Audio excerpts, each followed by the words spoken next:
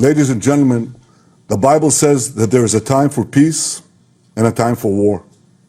This is a time for war, a war for our common future. Today we draw a line between the forces of civilization and the forces of barbarism. This is terrible. The Bible says that there is time for everything, a time for war and a time for peace. This is scary. We are surprised hearing this from the Prime Minister of Israel. When we thought that ceasefire and this escalation is in view, he is coming out today to say this. And this has set a different record and a different mindset into the hearts of so many people who are expecting that this war is coming to an end soon. But from what the Prime Minister of Israel is saying today, it seems that they are just at the beginning stage of this war. Where is it going to lead us to? Is it an apocalypse? Is it leading us to the Third World War? Let us listen to what he said to the end. It will continue to use mosques as fortified military positions and weapon depots. It will continue to steal fuel and humanitarian assistance from UN facilities. While Israel is doing everything to get Palestinians, civilians, out of harm's way, Hamas is doing everything to keep Palestinian civilians in harm's way. Israel urges Palestinian civilians to leave the areas of armed conflict, while Hamas prevents those civilians from leaving those areas at gunpoint. Hamas is also preventing foreign nationals from leaving Gaza altogether.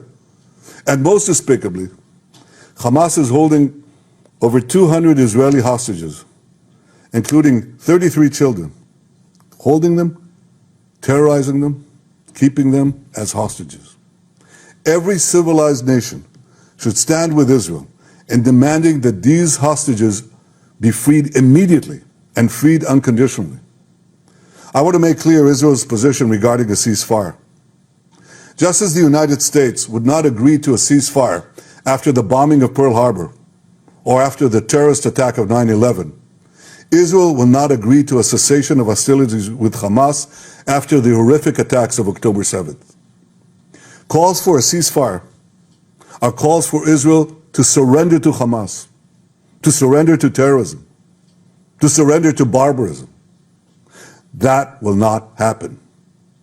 Ladies and gentlemen, the Bible says that there is a time for peace and a time for war. This is a time for war, a war for our common future. Today we draw a line between the forces of civilization and the forces of barbarism. It is a time for everyone to decide where they stand. Israel will stand against the forces of barbarism until victory. I hope and pray that civilized nations everywhere will back this fight. Because Israel's fight is your fight. Because if Hamas and Iran's axis of evil win, you will be their next target. That's why Israel's victory will be your victory. But make no mistake, regardless of who stands with Israel, Israel will fight until this battle is won, and Israel will prevail. May God bless Israel, and may God bless all those who stand with Israel. This is day 23 in the Gaza-Israel war, and the fighting continues on multiple fronts. In the Gaza Strip, the ground invasion has begun, and the IDF entered into the Palestinian enclave using tanks and other ground forces, including naval and air force support. I am coming to you from a tank unit. That's my profession. For more than 15 years, I've been a tank platoon commander, and I would like to share with you that this war in the Gaza Strip is a different kind of war. This is not a war between countries, between armies. This is a war between an army and a terrorist organization that is using guerrilla warfare and is hiding inside the most densely populated area in the world, the Gaza Strip, using the civilian population as human shields, the buildings as bunkers and as snipers, posts, and shooting RPGs and anti-tank missiles from every location, including underground tunnel positions. In order for the tanks to maneuver in this terrain, the IDF needs time. It needs to move slowly. It needs to defend its forces in order to be protected as they clear the territory meter by meter. This thing is taking long, and I feel for my brothers inside the tanks. Inside each tank you have 4 soldiers.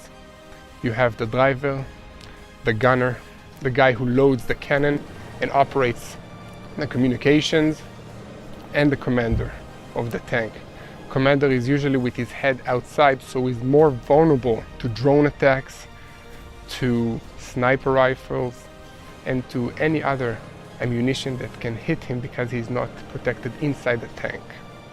This is just a bit of an explanation of the situation of the tanks that are entering the Gaza Strip. The IDF and the tanks unit learned a lot from the war in Ukraine, and they installed a new defensive mechanism on top of the tank that shields the commander from things that are being thrown at him from the air, like bombs that are dropped by drones. I call on all of you to pray for my brothers in the tanks that are risking their lives in order to fight this terror organization and to rescue our hostages. Please keep the tank units in your prayers and pray for the peace of Jerusalem.